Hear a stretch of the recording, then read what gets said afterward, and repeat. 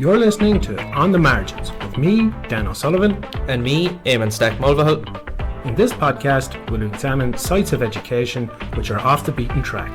Non-traditional, non-typical, but diverse and exceptional, looking at learners who are often marginalised and ignored.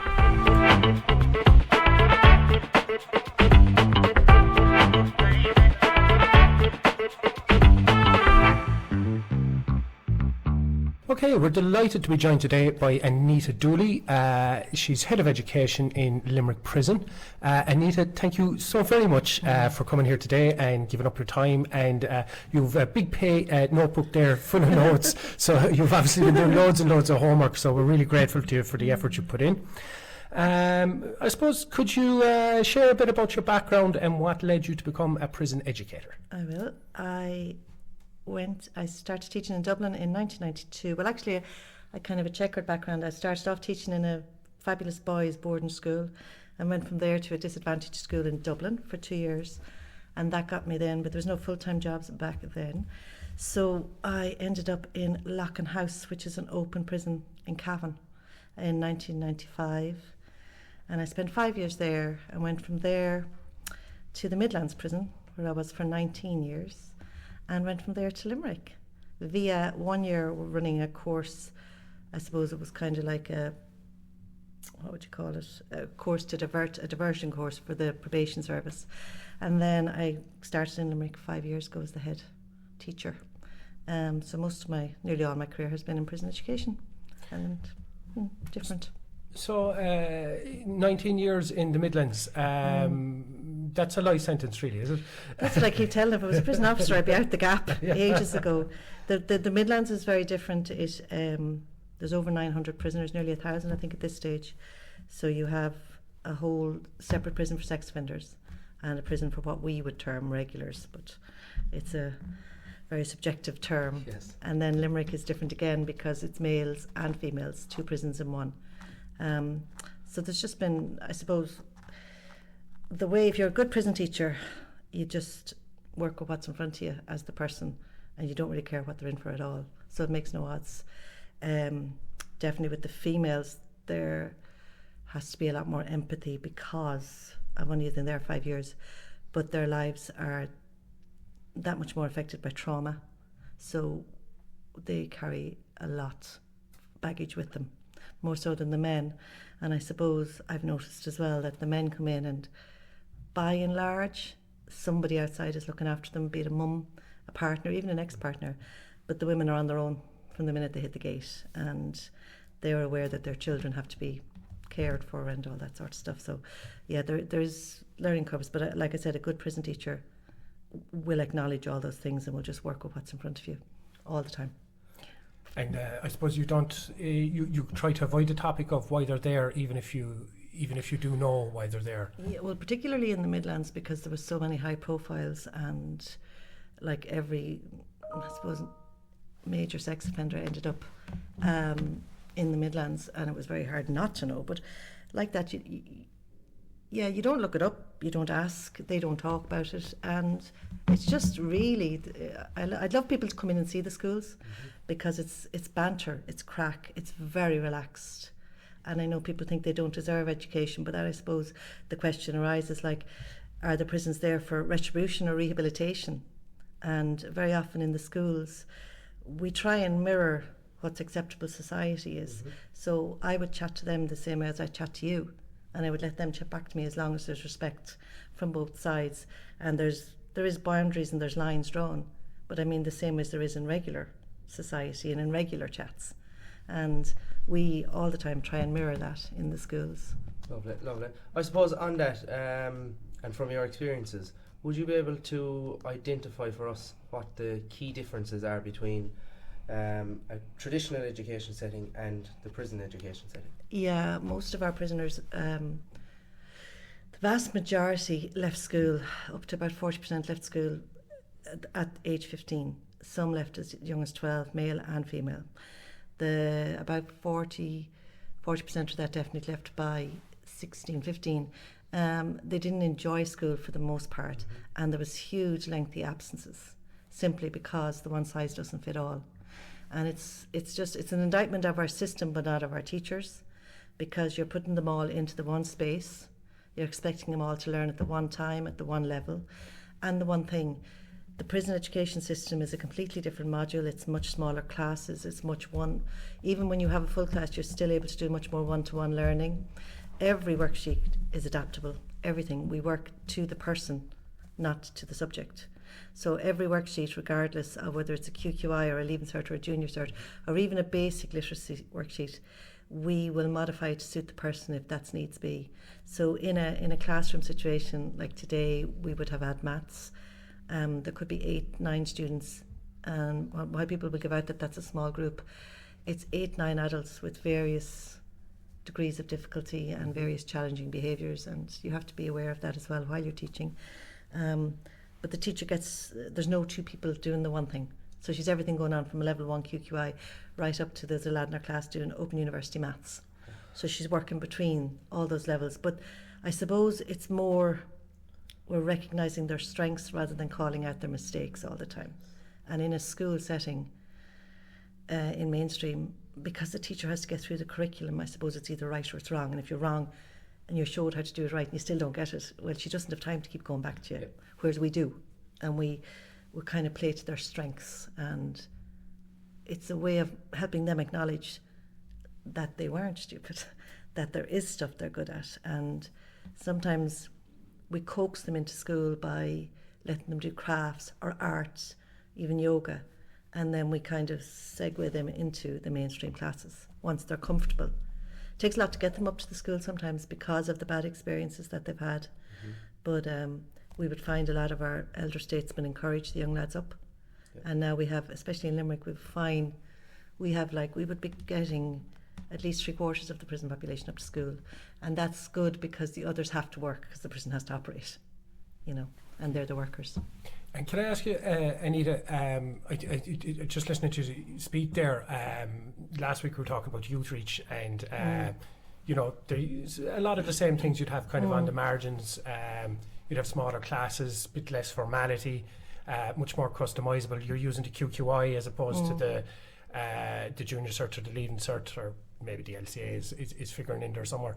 And without complaining about the box ticking that goes on with the QQI, would there be, well, I'm assuming there's going to be literacy difficulties and things like that. Would you say, I know you said there was people there undertaking Open University courses, but would you say the majority of students there would have fairly complex needs in terms of literacy? And then just in terms of, I was in Mountjoy there in August. I was invited up and we did a tour of the place, and they kind of spoke about the regime there. Different categories of prisoners would have different amounts of time outside of their cell. And I'm wondering then, for your average prisoner, perhaps, I know there'd be different regimes, how much time does the average prisoner get in education a week? Yeah, it can differ. In Limerick, because we're very much a segregated prison, so we would have D-Wing, and D-Wing get 1 morning per week, D3 get 1 morning, and D4 get 1 morning. And we have an outreach class on the D-Wing floor, D4. But unfortunately, even within D3 and D4, there's further segregation. So only half of D3 maybe can come. And of that then, it's a white card and a red card system. So they get very limited, very, very limited. And then we have B-Wing and C-Wing, and none of the wings can mix. So each get about, I'd say, 2 mornings, 2 afternoons is the way we divided it. So B get 2 mornings and 2 afternoons. And that's divided. We have 2 floors in the school. So the wing is brought up and they can go upstairs or downstairs. So yeah, it's 2, and it would be about 5 hours a day. A full day is about 5 hours. So approximately speaking, would it be maybe 5, 7, 8 yeah, hours of 8 contact time per week? Yeah. Okay. Yeah, for a student, yeah. That must be, I suppose, quite a challenge in terms of, with such a low contact hours, you're still trying to provide teaching to like a massive mixed ability group. Is there any specific tools you use to maybe give those students autonomy over how they'll teach or learn outside of the 5 or 8 hours we said Yeah, contact time? they're more than welcome to bring materials back themselves if it's educational materials. Mhm. We have to be, like, we're in a secure environment, so Yes. I mean there has to be permission for materials to go back, but we do give them their work. But it's hard to explain. You've been in, and I suppose the school wasn't operational at the time. When they're up in school, they'll do the work for us and there's no issue with it, and they will power through work. But it's a different scenario on the landings. The landings are different. It's like a whole other society down there. It's back to being on the landings with the mates and the talk of drugs and the pseudo lawyers that are telling you how to get out of your sentence. So well, you're locked in every evening, but there's a lot of doubling up at the minute, and some of them will read and some of them will do it, but a lot of them don't want to. School is kind of sacred. You know, it's where they come to learn, and it's where they learn the best, so I wouldn't be forcing it on them. But like, it's like, I suppose it's like with the university students. I mean, however well they want to do is on themselves. Like, if you're doing level 4s and 5s, he'll take it back because he knows he can work it in himself. But I wouldn't be pushing to bring level 1s and 2s back, because if you're at a level 1 and level 2, you need all the help you can get. So we would be inclined to keep that within the classroom. If he's doing a level 5 and chances are he wants to get it done within the year, well then yeah, obviously it's self-directed, so he has to take a lot of it back. But the good thing is, whether they're on school or not on school, they can send the stuff back up to me and this teachers anytime they want, and I'll have it corrected. And that's where the good teachers come into play. Like, I've worked now in 3 different prison schools, and it is, a lot of it is down to the teachers and the officers and the kind of you know, how well everybody gets on with each other, the working relationship, especially for the prisoners. But yeah, they'd take more school if they could get more school, definitely. They'd spend all day, every day up with us if they could. And just to make things clear there for anyone who's listening, because we're all teachers in the education system, we know what level 4 or 5 and level 1, 2 and 3s. So level 1 to 3 is, well, level 3 would be kind of junior cert, and then 4 and 5 you're leaning more towards the leaving cert, and then anything after that is you know, your degree, your masters and your PhD. So that's just to clarify that. So I wonder, you know, the way their day is so regimented inside the prison, and they're not allowed to make a lot of well, they're not in a position where they can make an awful lot of decisions. When they're released, then is it almost like becoming an adult and going from making 5 decisions a day to making 5,000 decisions in a minute? So now you've hit it, and I told you not to bring this up. This is my bugbear. This is why I did all these pages of research, so that I would start. We did a talk, I gave a talk before about active citizenship in the prisons. And I said, you know, within a prison, and I took an example of a lifer, and of a day there could be anything up to 20 agencies willing to hold his hand to get him through the week. So I'm talking not even about education, but IASIO, probation. He might have the psychology, he might have the psychiatrist, he'll have the nurses, he'll have things like Bedford Row, he'll have the Red Cross, all those agencies. And he can link in if he so chooses and if it's available. And if he is going places and we feel that he's making great strides, we'll nearly fight over who'll take him, like who'll have him and who'll do what with him. And like what you're saying, we get him all set up and we get him to actively participate while he's inside. Would you like to do this? This is how you do this. We'll show you as you get stuck, as you go through it. We'll take your hand, we'll show you how to get through it. We won't do it for you, but you have a backup and we're there, and then we leave them out. And that's it. And they make it as far as maybe the intro office, and that's it. There's no, the Irish Penal Reform Trust, I don't know if you've heard of it, they're very strong on this sentence management, sentence planning, and then post-release planning, and to join up the dots. But as of yet, there is no joining up the dots. There's no step down. And an awful lot of people are in prison. I mean, the major factor for recidivism and for long sentences is antisocial behaviours and antisocial associates. But how they start off possibly coming into us is drug and alcohol dependency. And we release them after possibly doing a little bit of a detox, etc.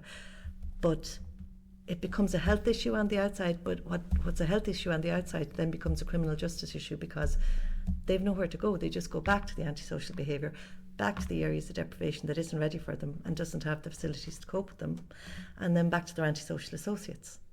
But we haven't picked that slack yet. We haven't joined those dots. And it's 84,000 to keep one prisoner in jail for a year. Now that doesn't count the education and probation, because we're all funded. I'm not employed by the IPS, I'm employed by the ETB. Rutland is a private rehabilitation rehab centre, and it's 11,000 for a 5-week course. But we're spending 84,000. I mean, we don't need to spend 11,000 on them all, but it would help if we had some linkage. Somebody, there's a great group on Manorant now, there's a great group called Spare and Nua, Damien Quinn. That's what they do. But again, like, Damien's funding would be minimal. We're trying to get him into Limerick now. I'm trying to get a group established. And he can only pick a few of them, but there would be ones that maybe have struggled a few times and have fallen down upon release a few times. And that's basically what they do. They hold their hand until they're established. And there's no harm in that. I mean, you know, we came from environments that even though we went to university and all that, you still went home.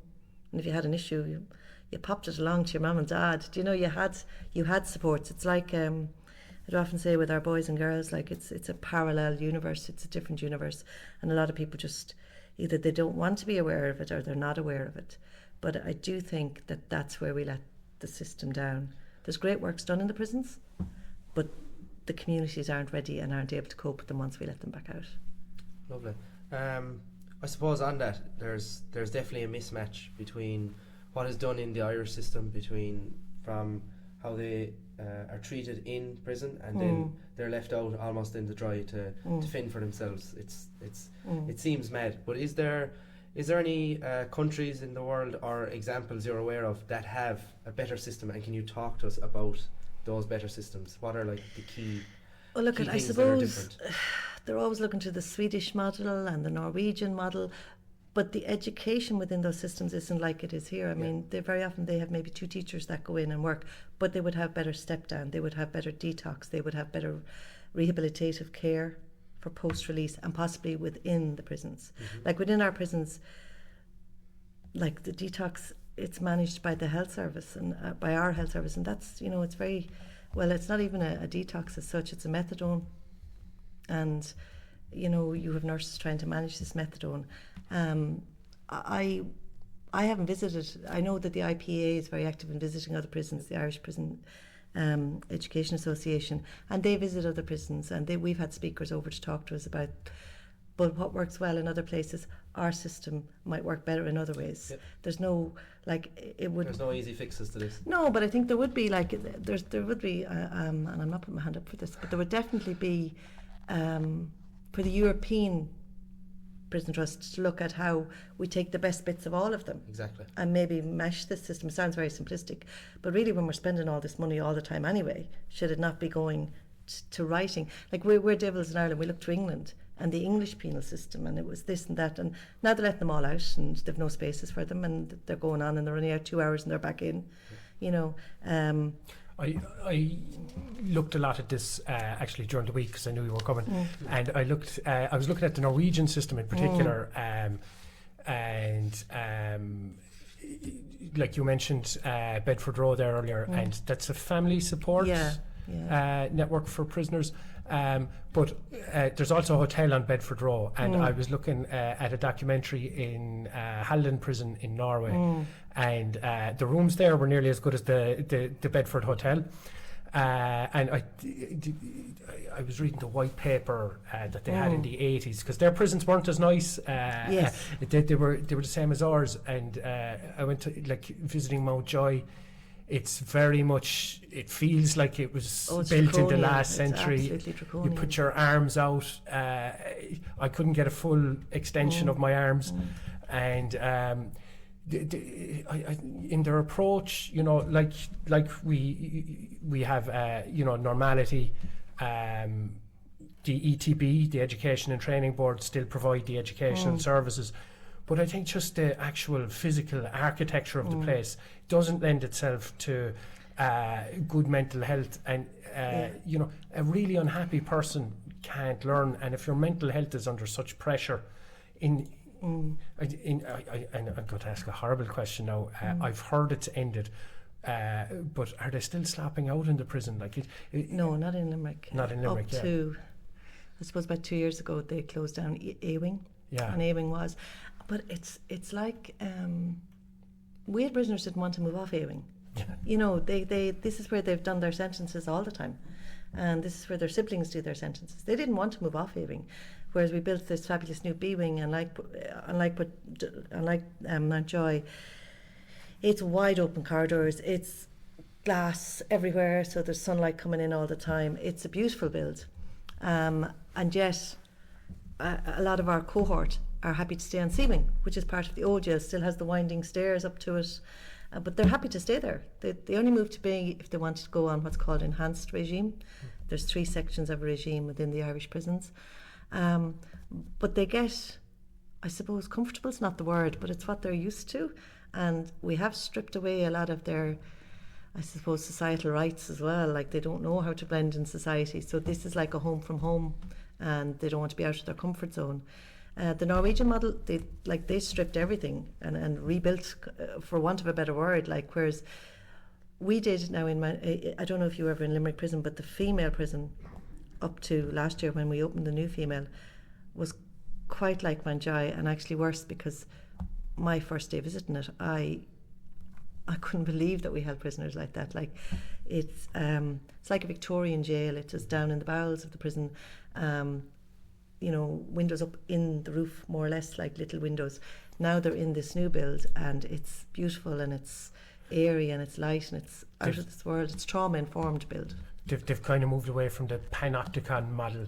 It's like the new build is trauma-informed, and they've gone out of their way to, but it's not big enough. And now, even though it's at 134% capacity, it was at 150% capacity because we didn't forward plan enough. Not Limerick, but the Irish government as a whole didn't think. And so is the Docus in Mountjoy. Like, it's completely overcrowded.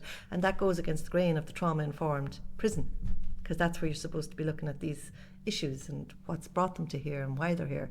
We can't do that, like, if we're packing them in 2 in a cell, you know. So we kind of shoot ourselves in the foot a lot of the time, you know. Yeah, the overcrowding is definitely an issue. I remember being on my tour of Mountjoy, and I was in a cell, and there was food in the cell above the toilet, and that was and then they said, oh yeah, we bring in a mattress then, and one guy sleeps on the floor, and then you have a choice of in the morning, do you get a bell to the door when it opens, or do you leave your head by the toilet bowl? And the associated problems with that go on in the middle of the night if someone gets up. So I think there's, and I mean, just the actual architecture of the prison could have a lot to do with it. Well, I think, like, again, in B-Wing, it's beautiful build. It's and there's new workshops, and there's all that sort of stuff in it. But, and this I think is very true of Limerick. I've not noticed it in the other 2 prisons. Limerick is it's a very local jail, you know, and the boys are local, and they're all, like, they'll stay on C-Wing if their local lads are on C-Wing, and they won't bother going to B-Wing. Now they're trying, and I think it's a good idea, the governor, and that they bring the young lads onto B-Wing. They want them to work, they want them to engage in, you know, worthwhile pursuits. So that is slowly changing, and that's a good thing. And C-Wing will be done up eventually, and I assume, but we're overcrowded, so we're repurposing A-Wing as we speak, and making it is it to almost have more prisoners, you know. Is it almost like when you're in school, if your friend is in a class, you want to be in that class? Yeah, even if it's a prefab, like you know, first day in the prefab where it's cold, then rock over to the main area. build. Yeah. It is, and I suppose, look, it goes back again to, like, the age profile of our prison as well. Like, most of our Limerick boys we'd have a small cohort of under 26 and a larger cohort over 26. And with the guys that are over 26, the sentences are probably that bit longer. So it's about the comfort factor of where you're comfortable. And as you said, they don't have a lot of decisions to make every day. So it's about, where can I do my time with the least hassle, with the least people bugging me, for some of them it's, where's the quieter spot, If C3 is quieter than B2, well, I'm staying on C3. I don't want to be listening to those young lads yapping about their 12-month sentences, you know, and that's fair enough. You know, we'd all be like that. And then, you know, we mentioned literacy, and, you know, if you have literacy difficulties, it can be difficult to get a job when you come out and all the rest of it. But there's other types of literacy then as well. Digital literacy.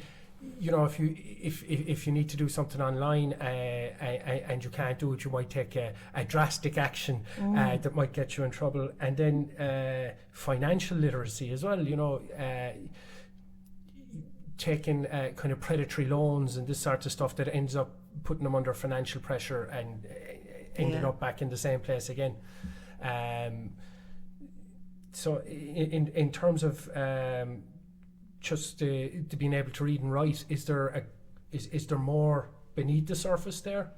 No, I think, I suppose when I started in the Midlands and even in Lockenhouse, it was easier to hide your literacy difficulties than it is now. I mean, you were grown men and nobody knew they couldn't read and write. And it wasn't just in prison. I mean, you had it I remember hearing stories of, you know, in Bus Air and lads that were being offered promotions all the time and didn't take them because they were able to do this amount and didn't want the rest, because even though they could read and write, they couldn't do the paperwork. It's probably harder now because, as you said, everything nearly's gone online, and unless they can read and write, they're not going to be able to work online at the best of times. I mean, we would have within the prisons itself a huge cohort still who are pre-level 1, so they might not even know the full alphabet, you know, and it's very hard to ask them or teach them how to access, you know, or brush up on their digital literacy. In terms of the money, there's a cohort there buy and sell you regardless of their literacy difficulties, and they have no problem telling you that. But I think with the youngsters, they're leaving school early and the lure of easy money, you know, it makes up for the lack of education. They don't see it as an issue. I mean, if you're driving around in a fine car and you have money to spend at 18, 19, 20, a prison sentence is nearly worth it, you know, which is sad, you know, but it is, I mean, they tell you that. Yeah. You know. I'm not sure I'd be too worried about the letters of the alphabet if I was driving a Ferrari or anything like that. Yeah. I think that sometimes they, the money is too easy made, and there's a huge, I suppose maybe it's because of the way they grew up. If I was followed by a squad, I'd be terrified in my car even if I'm doing nothing wrong. Whereas they just regard the Gardaí as yet another part of society that doesn't like them, doesn't get them, and wishes they weren't here. So they don't really have a fear of it. And I think it's the same when they were in school. They felt they weren't respected, so therefore they didn't respect back. So therefore the fear or I suppose, what can this person do for me, that went out the window, you know, and that's where it fell down. So there's a couple of things going on there. So like when you have difficulty reading, I find people who have literacy difficulties are absolute ninjas at hiding it. So that's a difficulty. But then you're in a classroom, and I suppose in a prison, as much as anywhere else, but probably a lot more in a prison, you have a mask on all the time. You have because you don't want to be seen as weak or because you'd be picked on, and you need to wear a mask just to cope with the harshness of the environment. So then, how easy is it I don't mean how easy, I really mean how difficult is it when you're in a classroom and you're trying to, you realise someone might have a literacy difficulty and you're trying to approach it sensitively, but at the same time there's always the danger you'll expose the fact that they can't read to the other people in the classroom. Now, sometimes in my own experience, that can be a problem and not be a problem.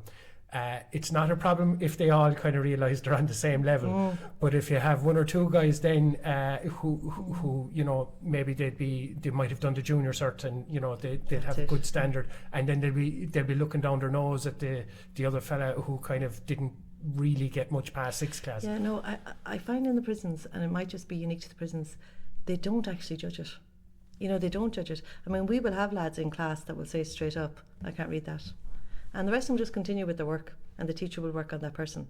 We have one-to-one literacy classes, and at one stage we talked about changing the name of it, but the lads don't mind. They're like, nope, I'm going in here and I'm going to learn to read and write. Some of them will hide it, and some of them will hide it, and some of them will never come out of their comfort zone and learn to read and write. They will stay going to classes where they don't have to read and write, where they possibly, now, unbeknownst to them, the teacher is doing reading and writing with them. We incorporate literacy into all our classes. So even if they think they're just doing cookery, she is actually doing literacy with them, because be it via diagrams, be it via anything on the walls, like even the labelling of the presses, like she is doing it that way. We are doing it that way. But very often they will come in and tell you. We do an interview for every student that's coming to school, and more so the boys and the girls. The boys will tell you straight up, and sometimes they will actually downplay what they do know, and will tell you I'm weak, when actually it transpires you're not as weak as you thought you were at all. You know, you're doing very well. So it's not so much, I don't think they're judged by the others for that. They'll be judged for other things, definitely, but not for that. Okay. And that's the difference, I think, with that and mainstream school. In mainstream school, they learned how to hide it. Sorry now, but they did learn how to hide it because who they were with weren't their cohort. Yeah. Now they're with their cohort, and nobody cares what the other person did or does or how they get on. They're very much in there doing their own thing. They're all in there doing their own thing. You know, like even in the art class, the differences in levels and abilities, but nobody minds. They all just want to get their own stuff done. So that's one type of stigma. There's another type of stigma associated with just having a criminal record or whatever it is. And probably within the prison, you know, there are certain people they won't mix with or whatever. But society or people who haven't been to prison, and I often hear this, the story of the holiday camp, which after my visit to Mountjoy, I completely dismiss as absolute fallacy and nonsense. But it's very hard to make the argument to society in general to fund prisons better and to create better spaces in prison. And then the first thing people will do is to say, well, look at that homeless guy. And he hasn't hurt anyone. So making the argument to actually make our prisons more humane and fund them more humanely is difficult. Have you and that's where the retribution versus rehabilitation argument comes into it. I mean, before I came, there's not much data out there in relation to value for money in terms of prison education, but there was the Rand Corporation in America, and I found this. They did some research, and they found that for every $1 spent on education within the US penal system, it saved the taxpayer $4 to $5 on incarceration as a whole. And I think that speaks to everybody's ears. So while you might not see it in the short term, it really should be visible in the long term. And I think that again is where our step down is needed, because we have equipped them with a newer version of themselves, and we have shown them that they are, more capable than they thought they were. But when they get out, they do need help to stay off the drugs or the drink. They do need help to, go to the course, even if it's only 3 days a week, from 9 to 4. And that's where the fall down is. So that's where, we're funded to do it, but we need other funding in other areas. And then you'll see a drop off in recidivism, but we can't keep doing what we're doing and then wonder why our prison population is increasing all the time. I mean, people have to see there's some correlation there, the way we're working it is now. And then people say, well, they should be doing hard labour. But again, in America, they found that hard labour has at best a very minimal effect on recidivism. So while it might satisfy the public thirst for making them feel their sentence, you're taking away the liberty. The one thing I always say, because all my friends would say, oh, they get everything. During the summer there, when it's lovely and warm, you're having your barbecue and you're having your bottle of beer, they're in bed. Yeah. They're locked behind a door. Yes, they've done a crime. Yes, they know they've done a crime. Yes, they know the difference between right and wrong. But it goes back to upbringing. It goes back to areas. It goes back to choices made by their parents and their parents' parents. It's not always as simple as they made a choice. And I suppose a lot of the prisoners will have had will have experienced child abuse and adverse childhood experiences, or ACEs. ACEs to beat the band is a phrase I heard before. And I'm just on the notion of hurt people. Is it almost like a response? So some of the offending, particularly in terms of violence. Yeah, I find this one very difficult because this is just my own personal opinion now. You see, after working with the sex offenders, and people will say, oh, hurt people hurt. But anybody who's, if you speak to anybody that's gone through that childhood trauma, I don't know how you can't remember that trauma before you inflict it on another person. And that stumps me, just personally. I presume every psychologist and psychiatrist, if any of them listen to this now, be like, oh, Anita. But that does... They're all, Anita, it's subconscious, yeah. Yeah, they do, and they will be wondering, but in terms of the violence, there are very inherently bad people out there. There are very violent people out there. There are some for whom remorse and empathy just don't exist. And I will say that. But if you have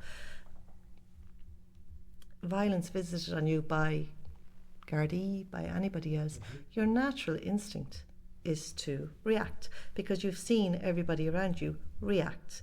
I mean, we had a case, and I know he won't be listening to this, but he's been brought back in. Now I don't know what he did, but he was arrested and handcuffed in front of his child, and he was slacked in front. Now his child is 4, so he's already seen his dad go through this. So, and he's in an area where this happens quite a bit. So, I mean, what's going to be his thinking? How are we going to model his thinking when he goes into, baby infants? And all around him, all the other kids have probably seen this too, and it's very hard to know, how do you change that, Yeah, that reminds me of a joke. Mrs. Maloney is teaching the class, and she's doing a bit of civics about the guards. And little Johnny writes, the guards are bastards. So her husband is a guard, and so they invite him down to the station, and they have a party for Johnny and all the rest of it. And then she says, write a report on the guards now again. And Johnny writes, the guards are sneaky bastards. Yeah. It is. It's. I suppose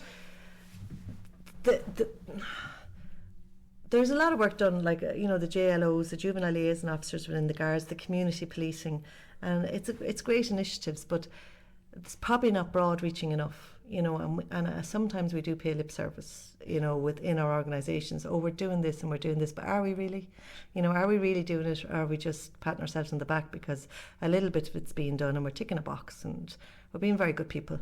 But I mean, when you get down to the nitty-gritty of it, really, are we doing it? Are we putting ourselves out there?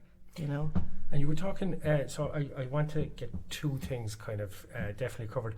One is, I found working in Youth Reach that a lot of the kids there, they had a very dismal view of themselves, and I really wanted to challenge that, because I thought that would be helpful. And the other thing then is, we're talking about the funding of the prisons, make them more humane, better services. If the recidivism rate, it's a hard word to pronounce, is 75 to 90%, no, that's not from Ireland. No, I'm taking that. No, about 66% here. Yeah, but if within 3 years. Yeah, if you were investing in a business that had a 66% failure rate, you'd nearly want to change up what you're doing. And not to be critical of any particular political party, but the increasing of mandatory minimums and all the rest of it, this is all lip service, because the sentence they get very often doesn't bear any relation to how long they actually, well, it bears some relation, but fellas get a very long sentence and there's no space in the prison, and they're out so much sooner. So this lip service done by politicians mightn't actually add up at all. Have you? I know you really wanted to let go on recidivism, so I'm pulling that cord again to see where you go. No, I agree with you. The model doesn't work, but it doesn't. Elements within the model works, the education element within the model works. But I mean, it only works when we have officers. So if you're short officers, the school is pulled. And that's no fault of education, it's no fault of probation because they won't have officers, psychology won't have officers, we won't have officers. That's fault of funding from the state because there aren't enough, or they haven't made the job attractive enough. It's like the guards. I mean, nobody wants to be a guard now because the job isn't attractive enough. So that model isn't working either. So, like, why keep repeating the same mistake? Like, why not strip it all down? And if you have to build from the bottom, build from the bottom. But I mean, if you build from the bottom, it'll only take a while because you recognise all the things that are wrong and you just have to try and put them right. I mean, it's very simplistic to me. It's not really rocket science, but you know, it's much easier to not upset the apple cart. We're very slow in Ireland to upset the apple cart. You know, even as a society, we're very slow. I know one time the governor in Limerick told me I was too vocal, but he's used to me now. I find that, like, we have a lovely working environment in there. Like, you know, we have a lovely school, we have a lovely facility, and if we had the officers, we would be able to offer so much, you know, all day, every day. As it stands, we can only offer 1 floor of a 2-floor school because we don't have enough staff, because the prison doesn't have enough staff, because the IPS doesn't have enough staff, because the escort corps doesn't have enough staff, you know, and that's broken, and that's been broken for ages, and that's not just this government, that's continuous governments. And I don't know, as I said, like, no matter who tells you they're going to do what when they get into power, they'll still sit there and go, Jesus, grand, it's working away, leave it alone, don't poke the bear. Yeah, which is more politically dangerous, to cut the old age pension or to give money to prisons? Yeah. What's it saying? Do you have any success stories or any kind of a way where you can challenge the dismal view that they might have internalised? That's what the schools in the prisons do. That's what we do. That's our role. That's all we do. I mean, you come to school, you're definitely going to see a better version of yourself. You're going to end up a better version of yourself. I always think people look for success stories out of prisons, and it has to be the ones that are in the papers, like we talked about, the Norries. Everybody knows the Norries. James was a dote of a prisoner, but he was a handful at the start when he started learning, because, again, he had a very bad view of himself. Or, you know, there's a Brian O'Rourke, he's an artist now, he came from Limerick Prison. But we always think, you know, you have to look at the smaller successes. Like, our lads do darkness into light every year, which means multiple laps around a yard, and being clocked every time you go around. But they do it, and they raise the money, and they do all that stuff. The crafts teacher, the NICU unit, the Premi baby unit in Limerick, they make the little hats and send them down. They're all success stories, you know, and they all make the lads feel better. The amount of stuff that goes out from Limerick Prison to charity is phenomenal. Lads making quilts. And then on a quantifiable level, I suppose, this year alone, like last year, we had a number of gold medals for the Gashka, and we had a number of silver. In a couple of weeks' time, we are giving what would possibly, you know, he'd be referred to as a bit of a head wreck by the prison service, but he was great when he came to school. He has done his bronze, his silver, his gold. He's completed a QQI full level 3 award. I nominated him for a Traveller Award. He's won it. Like, he's going out a better version of himself. And hopefully he doesn't need huge supports outside, but he has a good wife. He does, and he'll tell you that. That's the key to happiness for any man, really. Yeah, and he's in Last Chance Saloon in terms of offending with her. Yeah. You know, and James Long will tell you that's what kept him on the straight and narrow after his last sentence. She came in and she told him, you do this again and you're on your own. But that's the support this particular student needs. We have loads of those success stories. We have, within every class, we do personal development and personal effectiveness, but within every class, it's all about the personal development, more so than about the subject that they're learning. It really is, and every teacher, if they're a good prison teacher, will know that.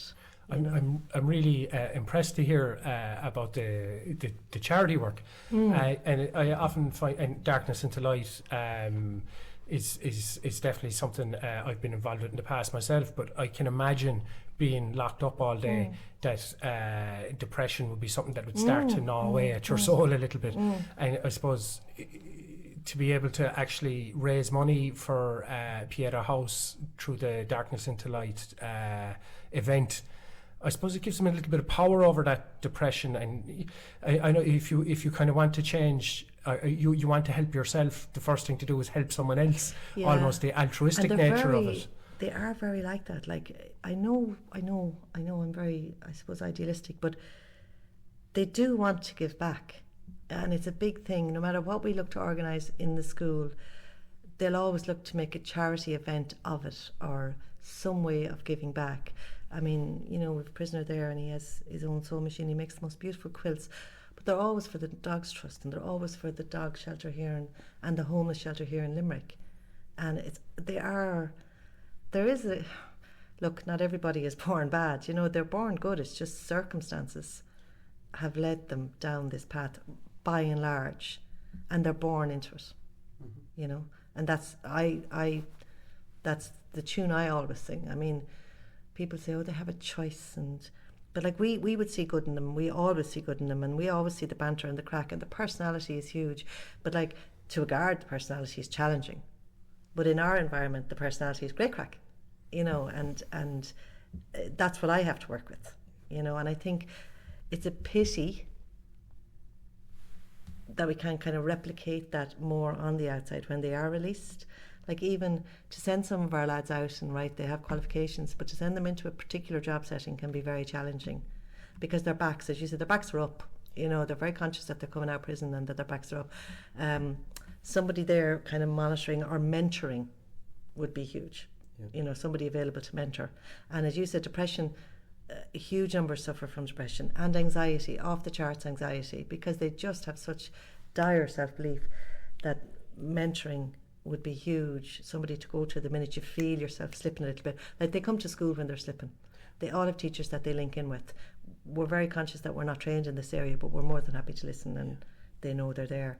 It's very hard for them to go from that caring and nurturing bang out, you know. I suppose there's I don't want to be overly critical of the Gardaí either, but it's difficult. There's so many of them retiring and trying to get out that you lose all that experience, you know. But then on the... Should they jeer me in my house, like, because my brother's a guard, my dad was a prison officer, and then they call me Mother Teresa, like. Because I bring in biscuits. I brought in 35 donuts this morning, like, for the lads, because they brought up a few orders for me yesterday, like, and they'd be like divils because they didn't get brought up today because we'd no officer. So now the donuts are all gone everywhere else, you know. Oh no. So in terms then, when I was in Mountjoy, this is my whole prison experience, like, the few hours, but there was a lady there, and I can't remember her name, so apologies if she does end up hearing me. I arrived late, and I needed to go to the bathroom because I'd driven up from Limerick, and she accompanied me to the bathroom in case there was an issue with a prisoner when I was on my way, which I found very funny because she was about half the size of me. But I suppose she'd have a relationship built up with these people. But she said to me, what we need to be doing is preparing these guys for long-term unemployment once they leave the prison. And I mean, you can look at that one way and say, you know, you're setting them up to fail there. But in terms of the supports available to people once they leave prison, you really need someone who's going to take a shot and a chance on someone and give them a job when they get out of prison. And even if they're, you know, even before coming to court, if they have a job, it probably go a long way. A lot of the time coming from areas of long-term unemployment, and they grew up not knowing people who work. Yeah. You know what I mean? Their dads wouldn't have worked, their moms certainly wouldn't have worked.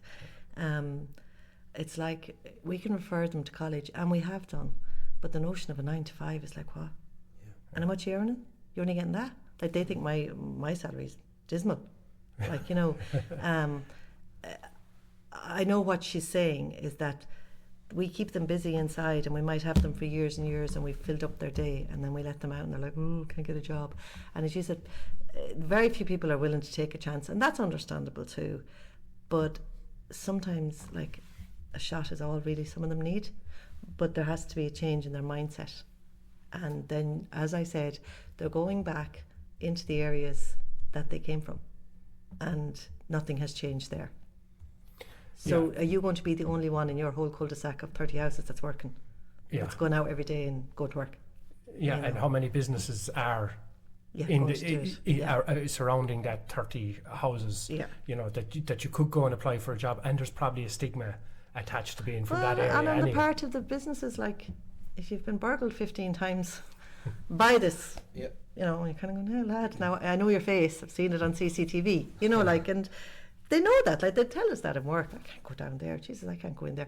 Like, Limerick, as I said before, is very local. Like, we have guys that never leave their areas. Like, you know, it's a big deal if the My Ross boys are going to South Hill. Oh, I can go into South Hill. And I'm like, why can you go into South Hill?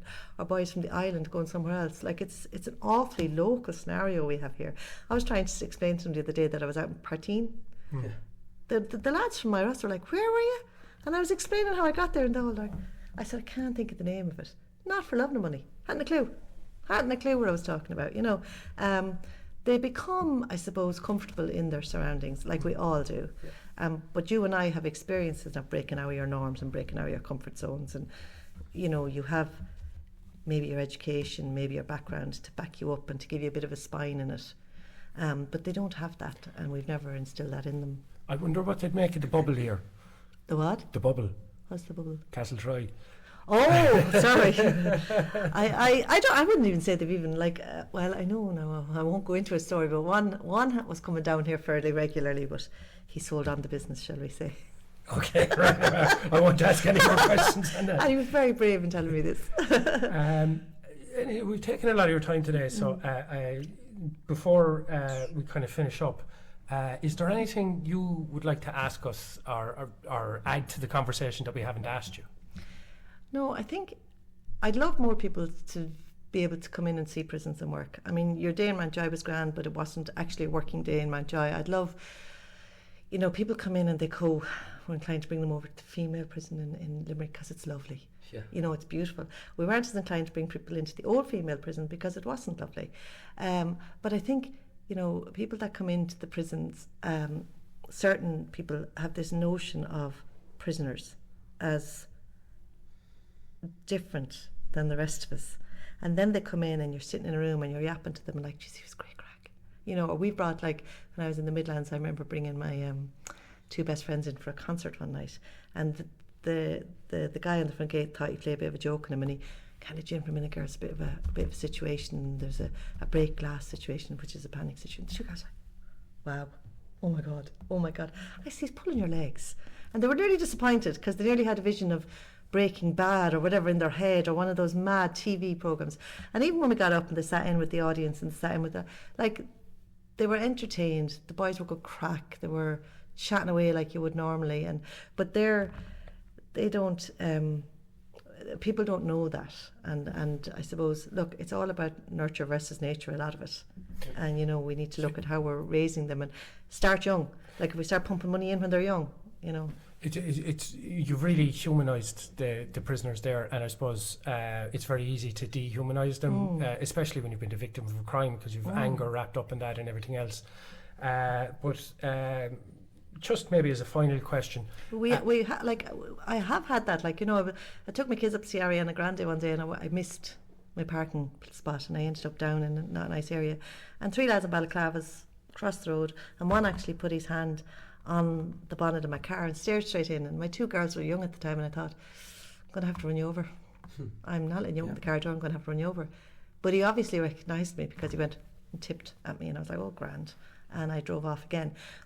But, like, in my head I was thinking, you little fucker, you little fucker, you're no more than 15. And the fella that was on my car bonnet was older, but the two young ones, I was like, Jesus, you know. Like, I know where people are coming from. In that moment I thought, yep, you're not getting in my car, you're not getting in my girls, going to run you over. So Mother Teresa slipped left the room for a minute. and then when I went home, and I remember, like, you know, my brother Jeremy, I was, when I was in the Midlands, and one of the lads was from Albania, and he was turning 15. He'd never had a birthday cake, so I made a birthday cake. And then 2 days later I was followed around Aldi by a lad that was off his head, and he was trying to take my bag, and David went, what are you giving out about? You'll be baking him a birthday cake in 6 months. You know, so, but like I said, like, when they're there and they're in front of you, they're people. You know what I mean? That's what I was getting to.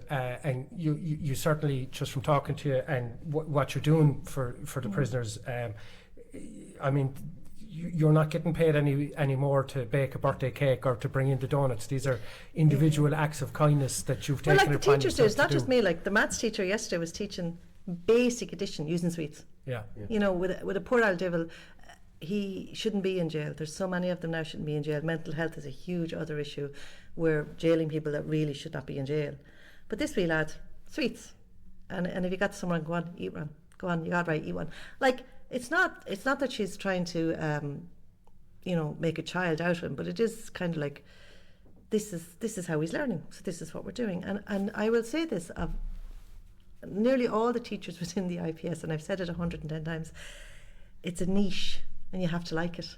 And if you don't like it, then you leave it, and they'll all tell you the same thing.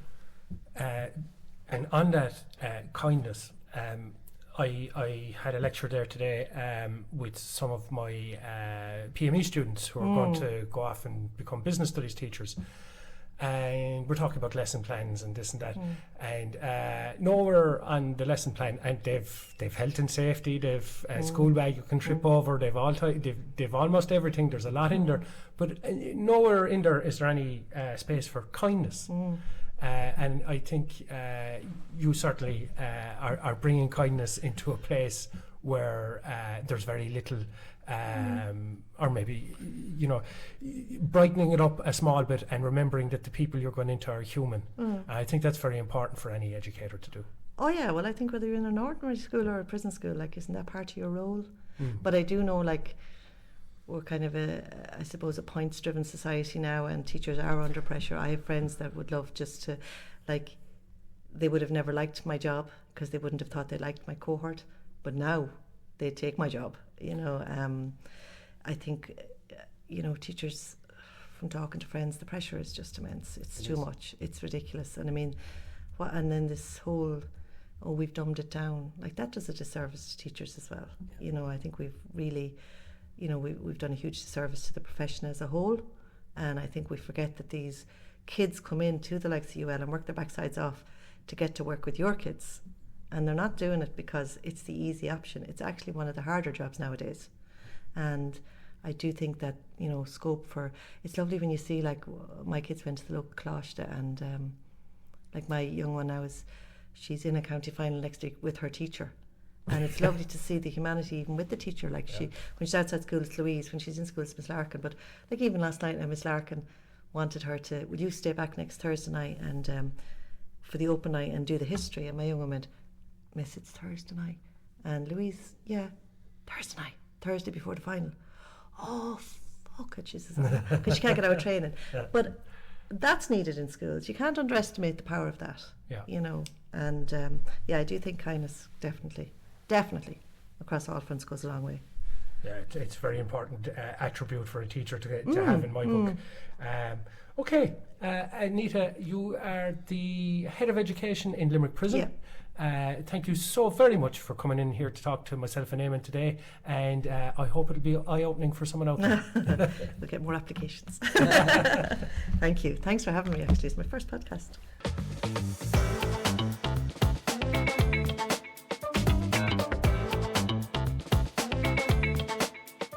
Thank you for listening to this episode of Education on the Margins. If you enjoy and are learning from these podcasts, please follow us on all platforms. We'd also greatly appreciate an honest review of the podcast on any of our pod streaming platforms. This is the best way to support our pod. Thank you again for listening, and we look forward to providing even more insights, knowledge and learning in the next one.